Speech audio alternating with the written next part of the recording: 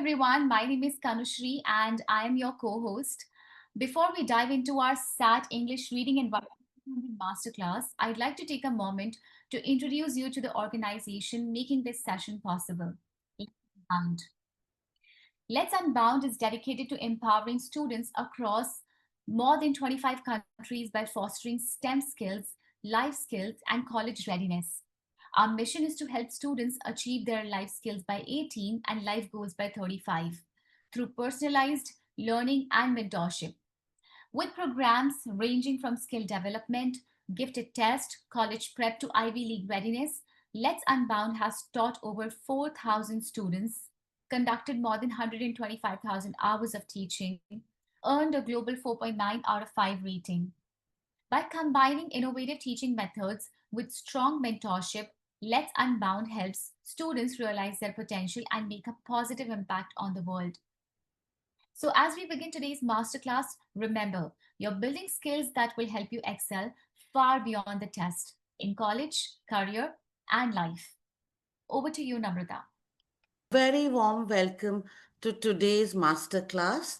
I'm your mentor for today, and the agenda for the class is we will do question types called rhetorical synthesis questions. They come under the domain of expression of ideas, and the main strategy that we will be working upon and that works beautifully for rhetorical synthesis questions is the process of elimination. Before we proceed, a little bit about myself. I've been a SAT, RW, or verbal faculty since more than 20 years. I started my career in the year 2003, and I can say with pride that I've been one of the first few faculties in India to take classes for SAT verbal ability or RW. I have been, I've had the experience of seeing the SAT change from its paper-based format to its present digital format, from a simple pattern to a adaptive pattern. I've seen the content change over the years, and I've also had the privilege of being a content creator, a curriculum creator, and also being a master trainer with some very, very fine organizations. So now let's delve into your digital SAT. So your digital SAT has two sections. You have the reading and writing section and your math section. Both are scored from 200 to 800 points. Nobody fails this test. So your minimum can be 400 and maximum that you can score is 1600. There are two modules in each section. In reading and writing, your modules are 27 questions, 32 minutes. In math, it's 22 questions, 35 minutes. So as you can see, College Board, the conducting body, is partial towards math. Yes, so this makes it a speed versus accuracy test because there are 27 questions, 32 minutes. Yes, and also the most important point, your first module is a standard module. How you perform in your first module decides the level of difficulty for the second module. Hence, your digital SAT is called a adaptive test. You have four answer choices, one correct answer, and there is no negative marking. So, the first strategy that we are learning is answer all the questions with correct time management. If you have correct time management, then you can do all the questions, and yes, you can guess also, take calculated guess, and have a great score for your next step in the world, that is towards your college undergrad studies. Let's delve deeper into the digital SAT pattern, the RW section. That's reading comprehension, and mainly your grammar. So okay, so something's gone wrong again. Yes, okay, sorry for that. Now, if you look at the screen, I'd mentioned earlier the domain. So your domains are basically four major areas on which the College Board is testing you. Starting with information and ideas, in this you have three kind of questions. Central ideas and details, command of evidence, and inference questions. So this domain is basically testing you on your logical reasoning skills. Coming to craft and structure, your craft and structure questions basically test your ability to see the flow of ideas. Also, whether you can relate one idea to the other and you can analyze the pros and cons or the for and against arguments of a topic. Your standard English conventions are your grammar based questions, and these are a set of college board grammar rules, and only those are tested upon. Expression of ideas. I've already done a master class on transitions, and today I'm doing rhetorical synthesis. So your these two question types are testing the student's ability to discern your relevant information from irrelevant information. Whether a student knows how to sieve information, collect the correct information, and use it further. Moving on now to the main topic of today, that's your rhetorical synthesis questions. Now, why rhetorical synthesis questions? Firstly, these are questions which you can get 100% accuracy without fail. Okay, and they're very effortless if you know the strategy. These questions are completely based on your process of elimination. Like I said previously, they want you, they're testing your ability. The college board is testing your ability on whether you can, sieve or sift relevant from irrelevant information. So your process of elimination works wonderfully over here. You do not need any core knowledge to answer these questions, except your basic English language skills of understanding text. You can completely do these questions based on the process of elimination. Yes, so get them 100% correct. There are around 2 to 3 questions. So you have 2 3 points in your pocket immediately if you get these questions correct. Also, if you have the strategy, you can use very less time on these questions and save time for the more complicated questions, which are your inference questions, which I'll be doing in the other master classes to come. Yes, so moving on, this is what a typical rhetorical synthesis question looks like. Yes, so I'll read the question, and for the first question, I'm reading the bullet points. We will solve this question without any approach. I'll give all the participants 1 minute to solve this question.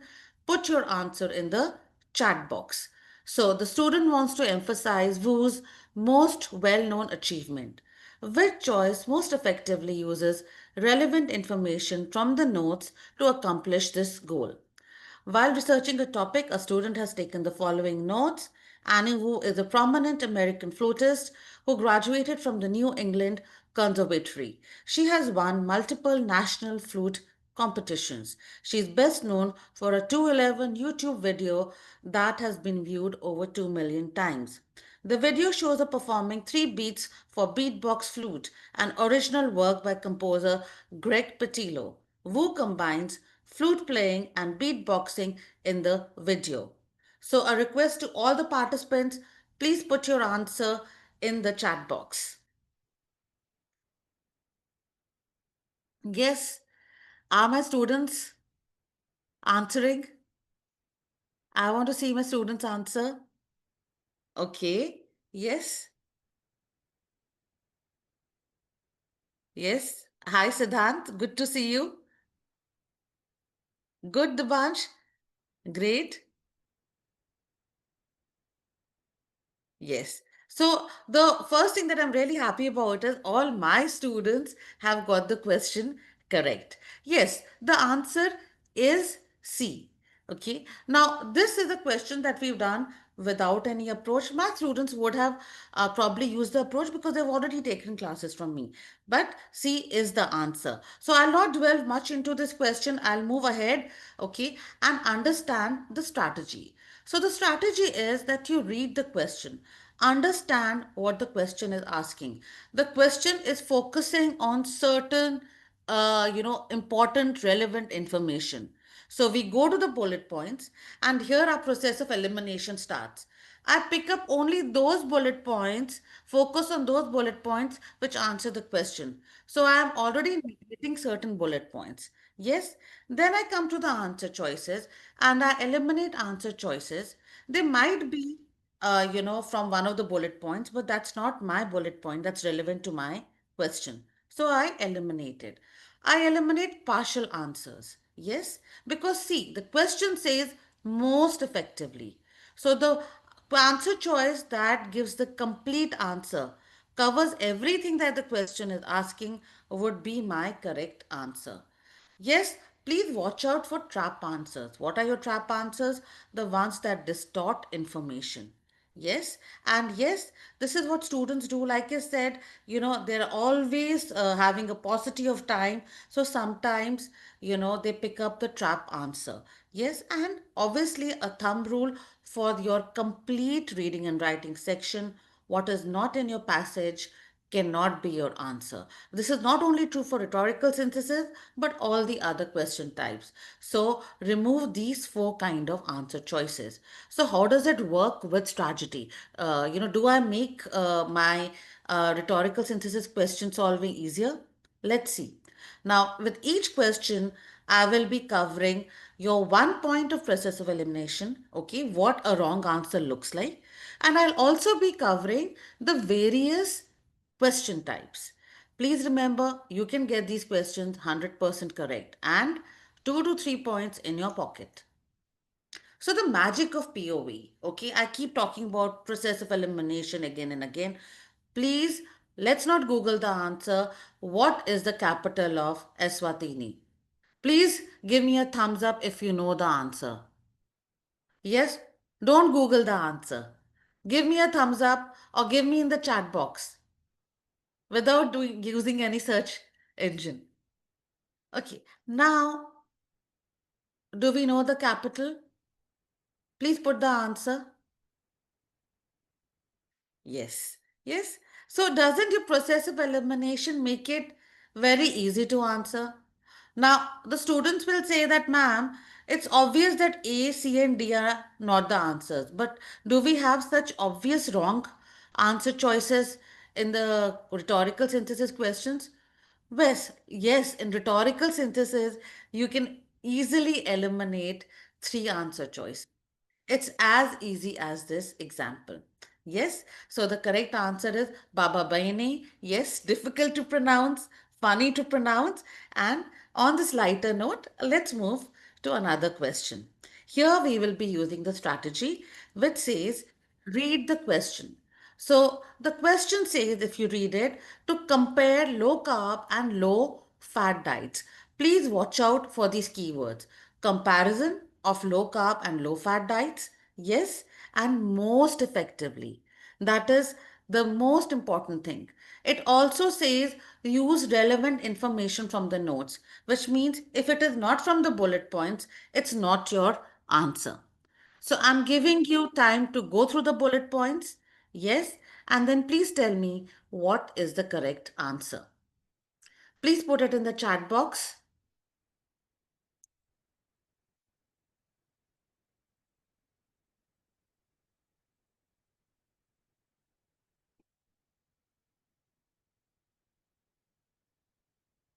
Please put the answer in the chat box. Yes, Asma ma'am, please put it in the chat box, the answer. So always go through the bullet points, eliminate bullet points which do not answer your question. Yes,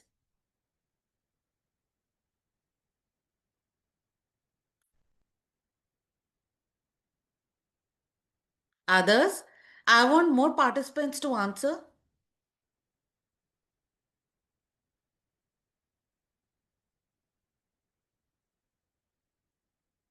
Okay. Yes. So now the correct answer is C. But then why are other answers wrong? If you look at A, this is typically what distorts information. It does not say that in bullet point 4, it says both dietary and body fat, low fat diets. Okay. So that doesn't mean it's low carb diets. So that would be us, misinterpreting the answer choice. So this is typically what distorts answer choices. please read the fourth bullet point. What are the wordings in this and what are the wordings in A answer choice? Okay, now look at B. Okay, B only talks about low fat diets. Yes, and so does D. But because it's a comparison, we have to have the words low carb diets and low fat diets in the correct answer, and hence C is your key answer. Right answer, I'm sorry, because low carb and low fat are your keywords. Moving on to the next question. So, a question I can ask you to compare. Let's look at the next question. The student wants to introduce plastic debris to an audience unfamiliar with it. Now, your question could be phrased as introduce, explain, define. Okay, so these are the words that the question can have, and the question can be paraphrased. Again, we focus on the words introduce, plastic debris, audience unfamiliar with it, and most effectively. Okay, so please go through the bullet points. Yes, eliminate bullet points in your mind, the ones which do not answer your question. Now, I can help you with this question because we are working on it together. Wants to introduce, that means to an audience that's unfamiliar. So, your first bullet point is extremely important. Your second bullet point again is very important as to why plastic debris is being talked about in this question. Your third, fourth, fifth, and sixth are elaborating on the second bullet point. Okay, they could be or could not be the part of the correct answer. So now, with these two first two bullet points in mind, yes, remember the last four are not irrelevant, but they're just elaborating on the first two bullet points. Please tell me what is the correct answer. Please put it in the chat box.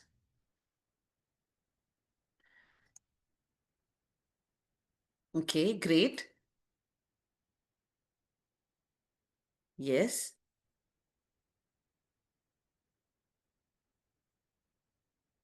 Okay. Yes. So again, it's so nice to see all my students give correct answers. I would like other participants to also put their answer in the chat box. Yes. So the answer is B. Now, why is the answer B?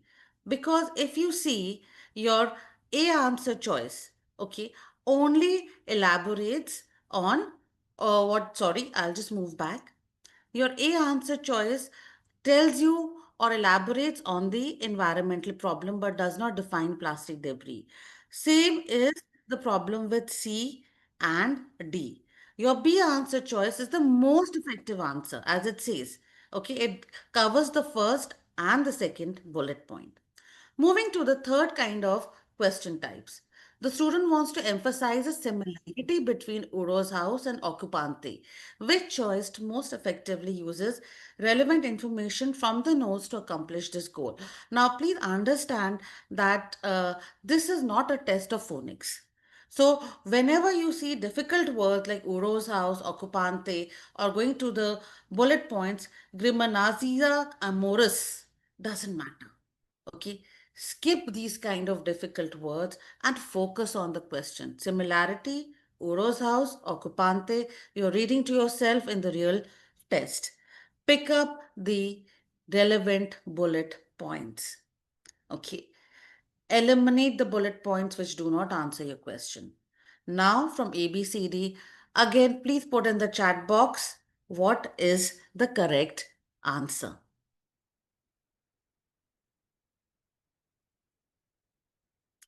Yes, I want more answers coming in.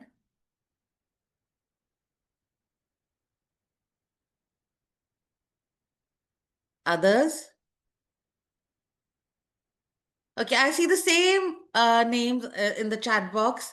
I would really appreciate if others also answer. Great. Yes. So the answer is B. Why? The answer is B because if you see, it says that this is of this 80,000 cubic feet and 250 cubic feet. That's not a similarity. Okay, that's a contrast. Again, if I see over here in the D answer choice, again, that's a contrast. Yes, the only thing common between both the sculptures is the use of LED. and your B answer choice answers the question. So rest of them are not answering. These are your trap answers. Okay. Look out for words. Okay. Larger than. Okay. Compared to. In contrast, it says over here. So apparently contrast. And my question is asking for similarity. So D, you can see the word contrast staring at you. Yes. Moving on to question number 5. The student wants to specify when cannot land formed. Okay, which choice most effectively uses relevant information from the notes to accomplish this goal? Yes, while researching a topic, a student has taken the following notes. Please go through the bullet points, and this is a fantastic example of process of elimination. Again, okay, because I'm the mentor for today, let me guide you. If you read the bullet points, you will realize all of them are irrelevant. Only your second last bullet point is of relevance. And your second last bullet point, okay, is mentioned in which answer choice? Quickly. So you save time on such questions. Yes, these are typically questions which you save time on. Yes. See, so this is so simple. You save time on these questions, okay, for inference questions. Save time and go back to the questions which you had previously marked in the real test. D. So, which basically tells me that my keywords, okay, my data, my numbers are very important. It says, wants to specify. So, please specify. Answer the question. Okay, moving on to question number 6. Yes, the student wants to provide an example of a vegetable that contains vitamin C. Which choice most effectively uses relevant information from the notes to accomplish this goal? Now, like a parrot, like a papagay, I'll keep repeating that because your question gives you all the clues. An example of a vegetable contains vitamin C, most effective. So, if you read the bullet points, tell me which vegetable is mentioned. Yes, asparagus is mentioned. And also, tell me if I, when I explained to you the process of elimination, I said no outside information. That means you cannot give the example of any other vegetable. So, again, what's your answer? Very simple. Yes, put it in the chat box. It has to be C. Yes. So, like I said again, rhetorical synthesis, 100% accuracy. Yes, very simple. Keyword, example of a vegetable. That means pick up an answer with asparagus. The C answer choice is calling out to you. It's saying, save time, and move on to the next question. So, your next question, question number 7, the student wants to provide an explanation and an example of Olivero's sonic meditations. Which choice most effectively uses relevant information from the notes to accomplish this goal? Now, I'll pause over here, and if you look back, I've done questions from the geology. It's asking you about Kenor land. Okay, I've done questions with you on, uh, say, Uro's house, a sculpture, Occupante, a sculpture. Yes, use of LED lights, such vague topics, such vague subject areas. But for answering them, you did not require any core knowledge. The bullet points were sufficient. Yes. So now all of you must have done this question on your own. Yes. You have seen the span of subjects that we've covered. Okay. So what is the correct answer? Please put it in the chat box.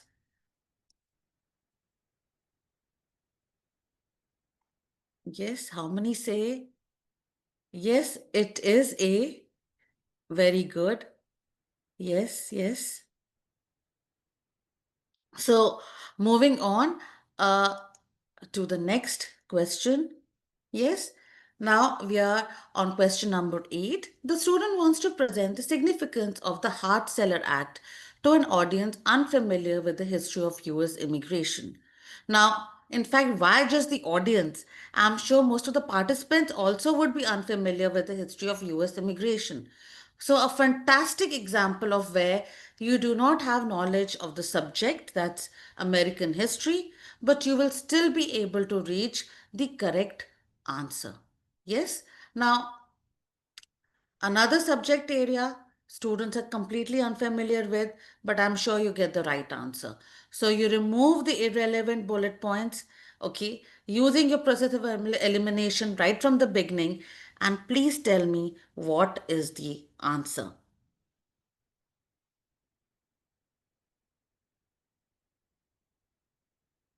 Yes, please put it in the chat box.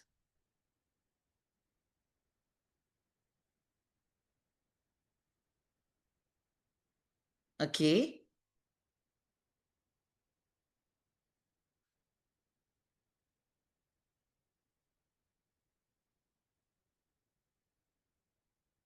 9, es ist nicht. Es ist nicht B. Yes, I can also speak German. Yes, so that's nice. Okay, now the correct answer is answer number D. Yes, why D? The significance. So, the significance was that it abolished the national origins quota system. And only D answer choice gives that. Yes? So, Fraulein Akshu, I'm not sure, but thank you. I love the participation coming from you. Okay. And so nice to have someone speak German. Now, so D is the correct answer. Why? Okay. A, B, and C. Okay. Either, most of them, in fact, A, B, and C, all of them do not define Hart Celler Act. The significance is very, very important. Okay, now you will say that 70% of slots were reserved for immigrants from Great Britain, Ireland, and Germany. That's a very important bullet point, and that's not mentioned in D. Okay, but just by saying that it favored immigrants from Northern Europe, okay, you are answering the question. You're paraphrasing the bullet points. And that's another very significant point when it comes to answering your SAT RW questions, that the correct answer is paraphrased. It is not just a matching of words. So you're not looking at 70% of slots. That's not the important part. The important keyword is significance. In the previous question that we did on asparagus, example of a vegetable, that has to be translated into asparagus. So they expect a student to have this much of understanding of, say, logical reasoning, or like they said, rhetorical synthesis skills, to be able to discern what the question is asking. Okay, use their knowledge and wisdom to translate and interpret bullet points into the correct answer. Yes, so we now move on to the next question. Okay, the student wants to summarize the study. Which choice to most effectively? Now, this is a very challenging question because summarize, that means the entire, passage. That means all the 5 bullet points are very, very essential to answer the question. Yes, so please read all the bullet points, okay, and summarize. If you will notice that the second, the third, and the fourth, okay, bullet points, okay, are basically explaining the study. The last bullet point also explains the study and then concludes it. So you're supposed to gather all these 4 bullet points and make an interpretation towards the correct answer. So please tell me what is the correct answer in the chat box.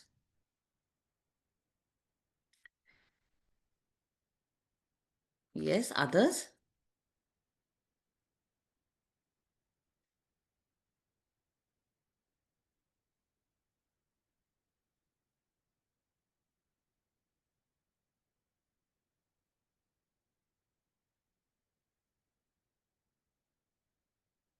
Okay.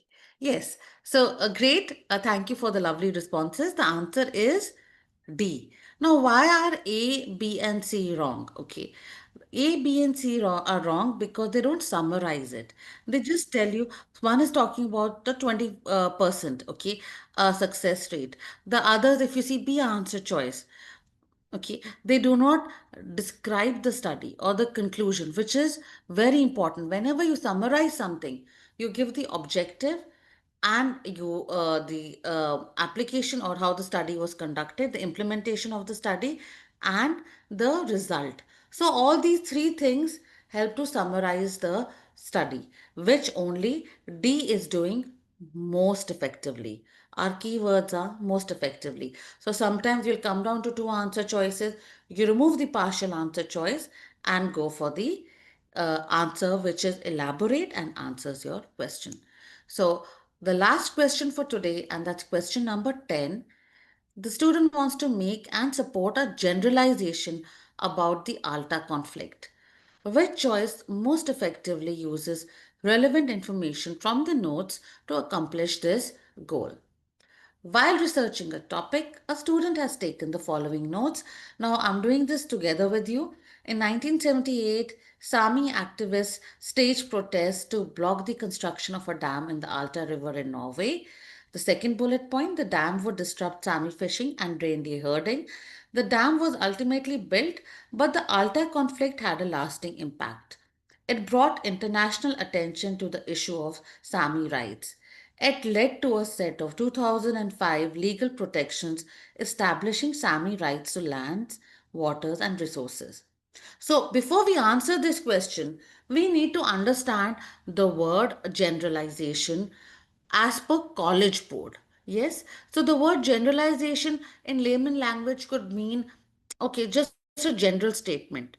No, but here a generalization means what was the main outcome, the main benefit, yes, and a supporting statement for the Alta conflict. So now here you have an Alta conflict, okay, and which is happening, which is about Alta River in Norway.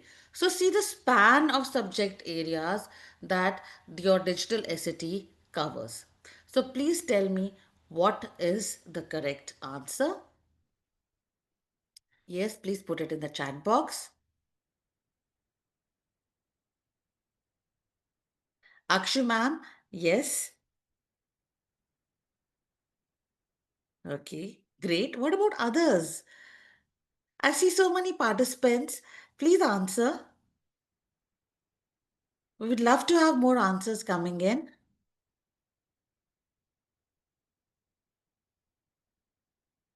Yes. Okay. Now, why is D the answer? Okay. Uh, because D uses very important word lasting impact. Yes. And if you see, your alta conflict is mentioned in the third bullet point. So, whatever comes after the third bullet points, that's the fourth and the fifth, are extremely important to answer the question. Yes. So, your keyword lasting impact is there, okay, in the answer choice. If you look at C, that also has, yes, but it does not talk about the legal protection. Okay. So, what was the lasting impact? Okay. The lasting impact was international attention and legal protection for Sami rights. Hence, your D is the most effective answer. Okay. So, over A, B, and C. So, typically, if you look, A, B, and C are not wrong.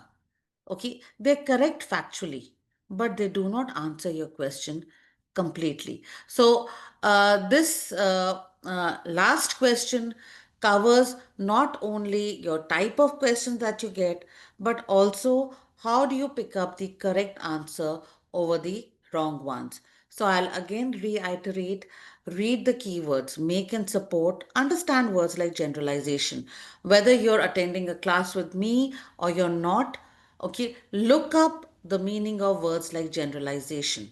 Yes, and then with the correct focus, look at the bullet points, eliminate the wrong bullet points in your mind, okay, focusing on the correct bullet points go to the answer choices, and I would say, fiercely, with, very strong will use the process of elimination with a focus. Please remember, don't get confused. Should I keep this? Should I not keep this? Rhetorical synthesis questions are very, very clear cut, and you can immediately save time on them and get the correct answer.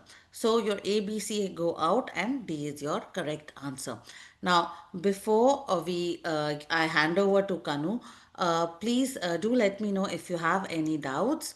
They can be put in the chat box. They can also be addressed later post the presentation. Yes? A pause? Any questions?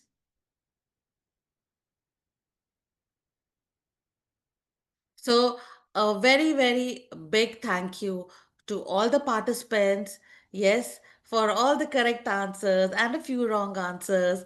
And I'm so glad that you all picked up the technique so fast. Yes, and I hope you apply the technique. Ma'am, I'll answer your question. Yes, so the recommended age to take SAT, ma'am, most of the students start giving attempt for the SAT from grade 10 onwards. Yes, so the recommended age I would say is from say 15 to 17. Yes, that's the time when they are in grade 10 to grade 12. I hope this answers your question, ma'am. And yes, thank you. Most welcome, ma'am. So now I hand over to Kanu, and I hope you have some great takeaways from today's class. Thank you. Thank you so much. Wonderful session, Namrata. Well, we host unique AP, SAT, and IBDB masterclasses every weekend, and we'll be sending out email updates to keep you informed. Before we wrap up, I'd also like to take a moment to display our students' SAT results with 1580 as the top scorer, followed by 1560 and 1510. It's truly inspiring to see their hard work and commitment reflected in these scores. Well, this that brings us to the close of today's session. I would be sharing some important links in the chat box. Please feel free to save them for your reference. Also, we look forward to welcoming all of you to our upcoming events and masterclasses. Thank you once again for joining us today. Until next time, take care and keep learning.